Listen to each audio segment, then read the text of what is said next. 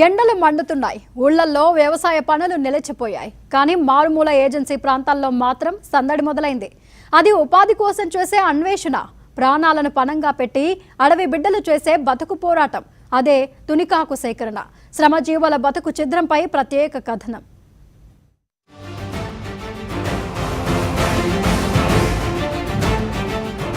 సూర్యుడు ఉదయించక ముందే ఆ పల్లె మేలుకొంటుంది. అంబలి తాగి పాత చీరలను మూటలుగా కట్టుకుని నీళ్ల బుర్రలతో అడవి బాట పడతారు గిరిజన మహిళలు. వేసవి కాలం వచ్చిందంటే చాలు, ఏజెన్సీ ప్రాంతాల్లో తునికాకు సేకరణ కేవలం ఒక పని మాత్రమే కాదు, అది వారి జీవన శైలి. 3-4 గంటల పాటు అడవిలో గాలించి మేలు రకమైన ఆకులను సేకరించి భారీ మూటలను నెత్తిన మోసుకొస్తారు. మహిళలు ఆకులు తెస్తే పురుషులు అడవి నుంచి నారవేపి లేదా బొమ్మిడి చెట్ల బెరడును తెస్తారు. ఈ గట్టి నారును రాత్రంతా నీళ్లలో నానబెట్టి మెత్తబరిచాక ఆకులను కట్టడానికి ఉపయోగిస్తారు. మధ్యాహ్నం భోజనం ముగిశాక ఇంటి ఆవరణలోనో చెట్టు నీడనో కుటుంబమంతా ఒక్కటవుతుంది.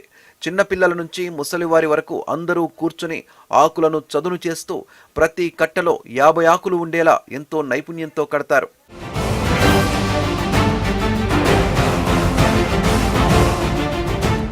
కానీ ఈ ఆకుపచ్చని బతుకు వెనుక ఎన్నో కన్నీటి గాథలున్నాయి. చల్లదనం కోసం తునికాకు చెట్టు కింద సేద తీరే పాములు, తేళ్ల కాటుకు గురై ప్రాణాలు కోల్పోయిన వారు ఎందరో. కొండ కోనల్లో ఆకు కోస్తుండగా ఎలుగుబంట్లు, అడవి పందుల దాడిలో అంగవైకల్యం పొందినవారు, ఇంటి యజమానిని కోల్పోయి రోడ్డున పడ్డ కుటుంబాలు ఏజెన్సీలో కోకొల్లలు. ప్రాణ సంకటమని తెలిసిన కడుపు నింపుకోవడం కోసం ఈ విష వలయంలోకి వెళ్ళక తప్పని పరిస్థితి వీరిది. తేళ్ళు, పాములు చాలా మంది గురయ్యారు ప్రజలకి. మళ్ళీ కొండల కోనల్లో పందులు, హార్బర్లు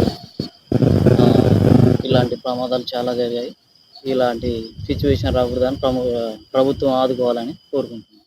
సాయంత్రం కాగానే ఈ కట్టలను కల్లాల్లోకి చేరవేస్తారు. గతంలో తక్కువ ధర ఉన్న ప్రస్తుతం 50 ఆకుల కట్టకు ₹3.42 చెల్లిస్తున్నారు. ఈ ఆదాయమే వారి పిల్లల చదువులకు, పండుగ ఖర్చులకు, తదుపరి వ్యవసాయానికి పెట్టుబడిగా మారుతోంది.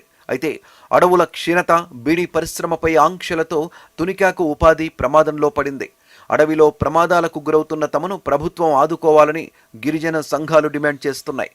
పాములు కానీ, తేళ్లు కానీ కాటేసిన సందర్భాలు చాలా ఉన్నాయి. అడవి పందులు ఇలాంటివి చాలా దాడులు జరిగినాయి. గ్రామంలో చనిపోయారు కూడా చాలామంది. ప్రభుత్వం ఇది ఆదుకోవాలని కోరుకుంటుంది. ఏదేమైనా ప్రకృతిని నమ్ముకుని బతికే ఈ శ్రమజీవుల బతుకులు ఆకుపచ్చగా ఉండాలంటే ప్రభుత్వం నుంచి సరైన భరోసా, బీమా సౌకర్యం అందాల్సిన అవసరం ఎంతైనా ఉంది. అడవి తల్లి తమను చల్లగా చూస్తుందని నమ్మే ఈ గిరిపుత్రుల ఆశలు నెరవేరాలని కోరుకుందాం.